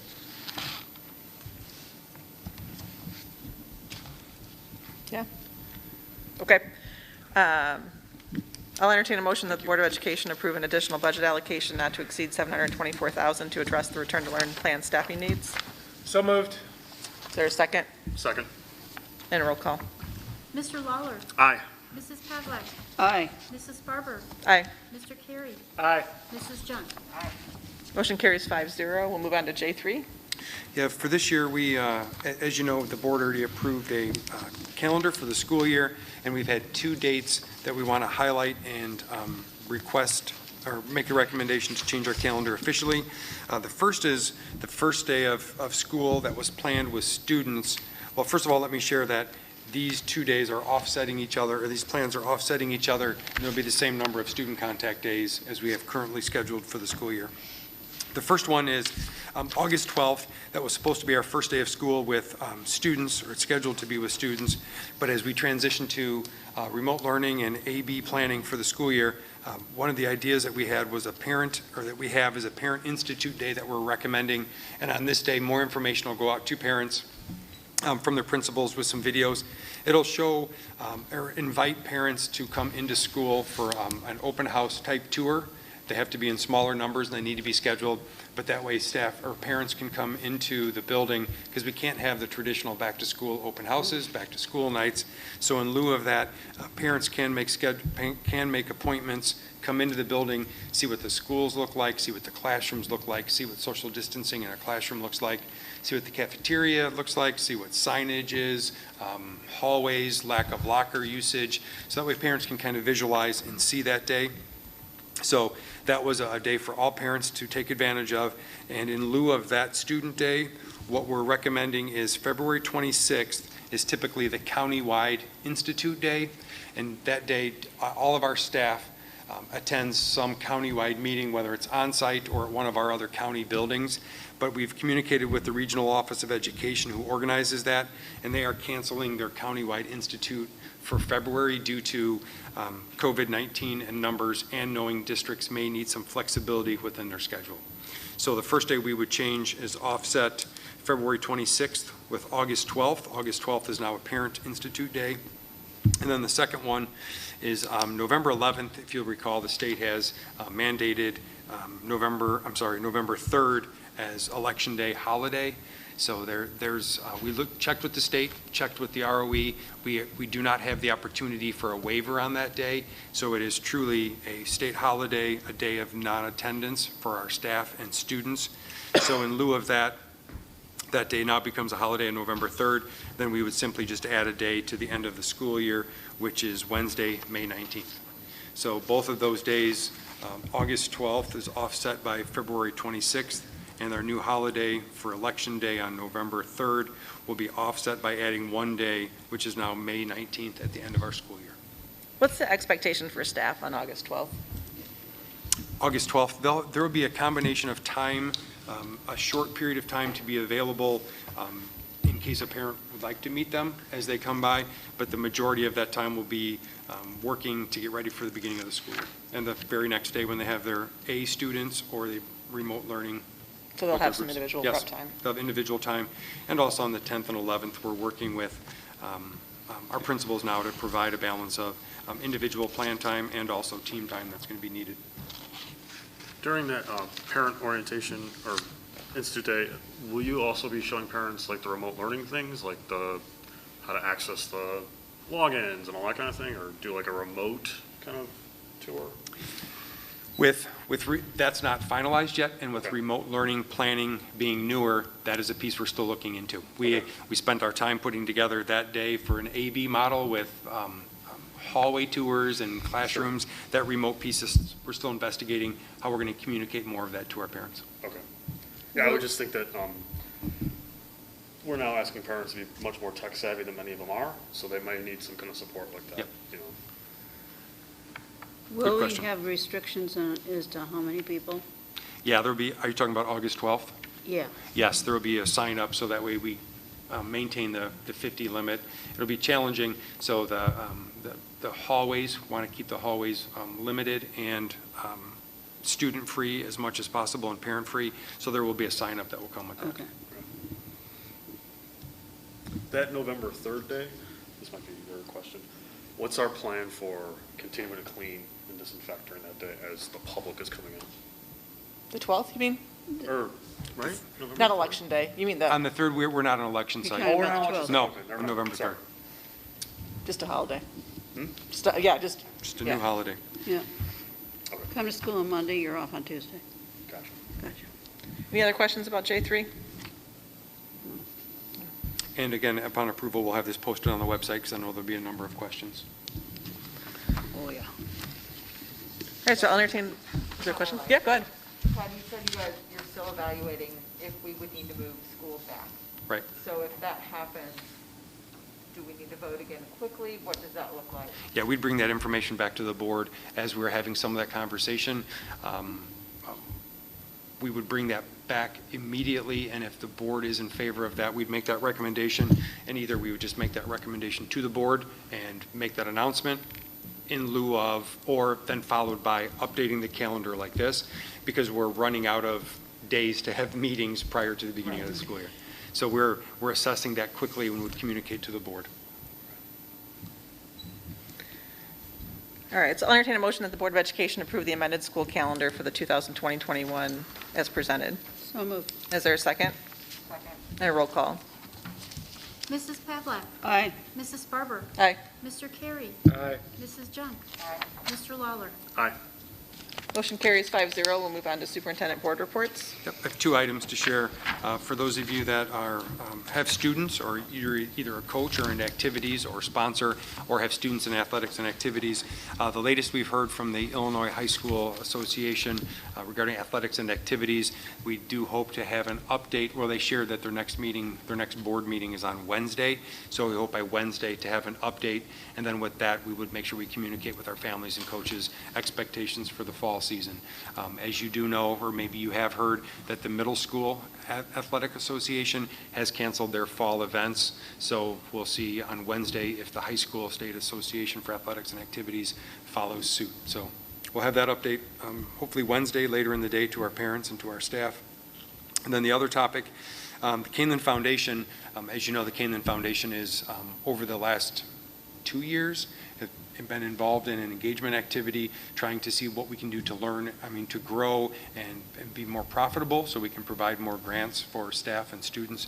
Dr. Fuchs and I did have an interview today with one of our intern candidates through Northern Illinois University. They do have a program for nonprofits and governments where they do have students that do internships, and we did have an interview with one candidate today. We have another interview tomorrow, so we're hoping by the end of the week, after checking recommendations, that the foundation will sign off on their intern that can continue to grow the foundation and then thus help pay for some of the expenses that we just talked about tonight.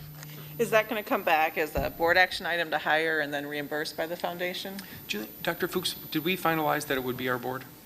We didn't, because NIU's got a program where they'll pay them, and we haven't really finalized exactly how that works. Okay. I believe they're gonna pay them and we're gonna contract with NIU, so it would just be a small contracted amount. Okay. But the payroll actually was gonna come through them. Okay. So let's hold that for, Maybe. one more day here. Till we finalize Until we it? know exactly, how that's gonna work. But that was the other option that, that Mr. Matty came up with. Right. From NIU. But if that doesn't work out, then yes, we would need to hire them and have the foundation reimburse us. Okay. And again, just to reiterate, as Dr. Fuchs just said, that is a foundation expense. That's not a school district expense. So the foundation works closely with the district, but operates as an aside, so that is a foundation expense, not a district expense. Thank you.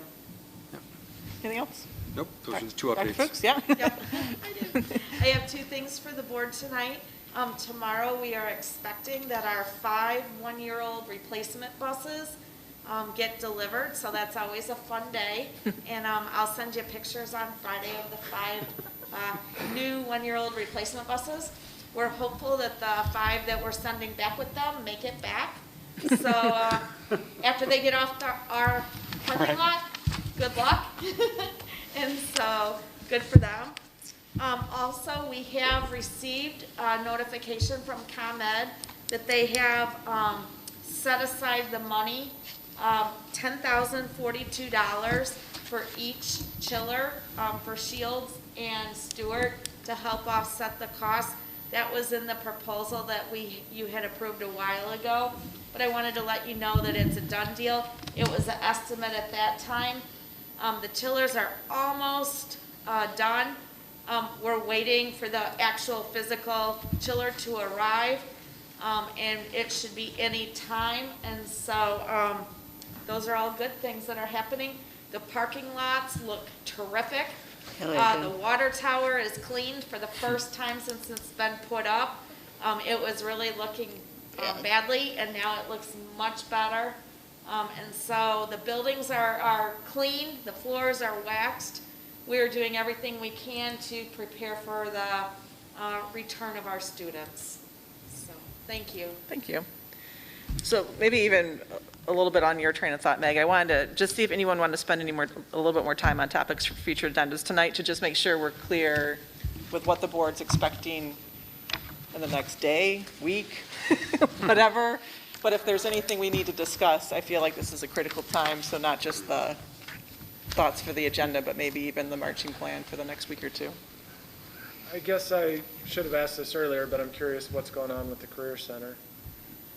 Are they Fox Valley? opening, closing? Fox Valley, yeah. Fox Valley Career Center, are they opening and closing, or they're? Yeah, they're opening, and they're, Dr. Burchell right now is Fortunately for us, we're planning on organizing one district, and his situation with 5 or 6 different districts, he's looking at the schedules from all of the different districts and putting that together and communicating. So he is working on that, and we're working with him to make sure that he's up and ready by the 13th like everyone else.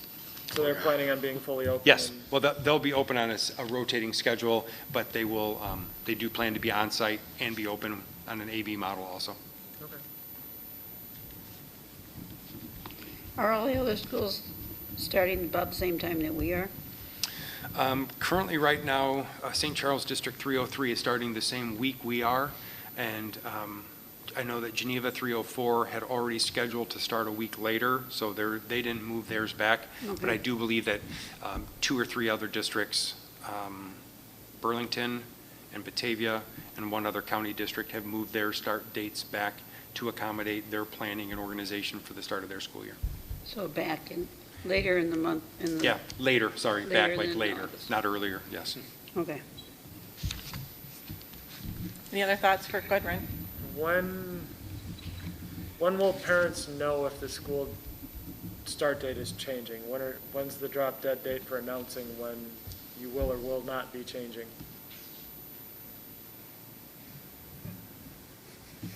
I heard you, I'm just thinking. I don't want you to have to repeat yourself because I'm trying to process through that.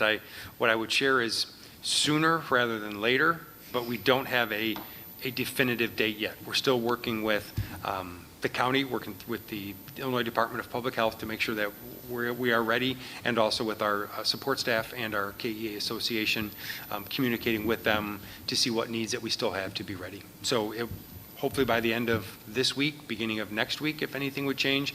But then if we do change our schedule, like Board Member Junk's question, do we need to then host another meeting and then share those details of what that's going to look like? So that's in the planning phase hopefully by the end of this week. Okay, because I know people are going to be making childcare arrangements. Yes. And the pieces that we can control, we will control and communicate as soon as we can. Obviously, those that are out of our control, we'll also communicate as quickly as we can, but we don't always have a lot of prior warning to some of those changes. Any other thoughts? One last one. We've been on reduced meeting schedule, or we're only supposed to be doing emergency topics for the last few meetings, and this is the first normal schedule. Is there any topics that have been hanging out there that we need to get to? Because like the governor said we're only supposed to do emergency business for those first few meetings. I would imagine some of the challenge of preparing for those topics, but Yeah, Yeah. is there any big concerns hanging out there other than anything besides COVID? There have been, I have a running list of about 4 or 5 topics that board members have brought up as topics for future agenda. So what we'll do is we will look for that guidance to see if and when we should start to have some of those conversations, because I know that a lot of this time that we've had the last 3 or 4 meetings has been surrounding what back to school is going to look like. And once we finalize that and get back to school, then it's probably time to assess some of those other ones and bring those back to our board. Okay. anything else? No? Okay, so fall sports, We should know on Wednesday. Wednesday? Wednesday. Well, at least that's when the IHSA said they would be meeting again to provide an update. But I know that based on some of their planning and organization, some of their meetings have been held back or been held up, so they weren't able to decide. But the latest that we've heard, it should be Wednesday. Okay. And then we'll have to go from there. Yes. Okay. Okay. Is that going to be an all or nothing kind of, I'm sorry. Is that going to You be an get so all or close, nothing? Shauna. You or- get so It's close. a little bit harder to read. Just use the gavel. Yeah. I mean, is it possible for them to pick and choose which sports are okay? Because football, you can't not breathe on someone, but golf you can play away from each other, or is it going to be kind of an all or nothing? We have sports. Initially, the IHSA said they could have that conversation, but they initially said that, so I don't know if that's what they'll do or not. As you could see with the Middle School Association, they went and canceled all of them, even those that have similar corresponding sports such as cross-country. So they are independent agencies, and the IHSA doesn't oversee them, so they are independent, but we'll have to wait and see, because they did initially say that maybe they could try to have some that has less contact, and try to have those go. But we'll see if that's changed between 2 weeks ago when they said that and Wednesday. Okay. And then if there is a sport, let's say tennis, and Mondays, the student's supposed to be in school Monday, off Tuesday, the parents are going to be responsible for getting the kids back to school for Tuesday practice? Yes. Okay. President Sparber? Yeah. You may want to remind the audience when they leave to continue to socially distance. Okay. And then that set of doors they can exit through now to help spread people out. Perfect. Okay, anything else for topics for future agendas? Yeah, I have one. Oh, yeah, good. So, and this might be like a Friday update, but I don't know, maybe it needs more than that. I'm concerned about SEL, just like our approach to it, because as we're already compacting all of our curriculum as it is, like how are we going to be addressing the SEL kind of requirements that we've been trying to work towards over the last couple of years, right? Okay. So maybe a presentation on that, or maybe a discussion on that, I don't know. But so, I think it should be in our conversation. Okay. Do you, first of all, is the board? Yeah. Consensus? Yeah, I want to make sure that they're. You want to do the thumbs? I see a nod, that's enough of Okay, us. yeah, we have a majority. We will continue to assess that because there's probably some regular updates we can give, but I think we may have, and I think maybe you've asked about this already, but maybe we can couple that with part of the bullying and the harassment topic that we have. That's one of those other ones that we're waiting for after the emergency orders lifted, and then we can have some of those. But we can have probably some updates that are specific to SEL regarding remote learning and the pandemic situation, and then also what we can do as maybe a bigger picture moving forward, next steps. Okay, great, thanks. Okay. So now this is the second opportunity for public comment, and so if you heard the rules from before, they still apply, but if anyone would like to come up to the microphone, there's another opportunity for public comment. No? All right, seeing none, the Board of Education is scheduled for a closed session where there will be no action taken following the session. Therefore, after the vote to go into closed session, the recording of tonight's meeting will be concluded. All right. 8:58. And I guess, Julianne, if people want to leave, they can go out, this door? Either door is fine, that side door or this door. And just please. Just continue to maintain 6 feet apart, please. Thank you. We're going into closed session tonight for Illinois Code 122C21. Is there a motion to go into closed session? So moved. And a second? And a roll call. Mrs. Barber, Aye. Mrs. Junk. Mr. Carey, Aye. Mr. Lawler, Aye. Mrs. Pavlak. Aye. Motion carries 5-0. Thank you. So board, we will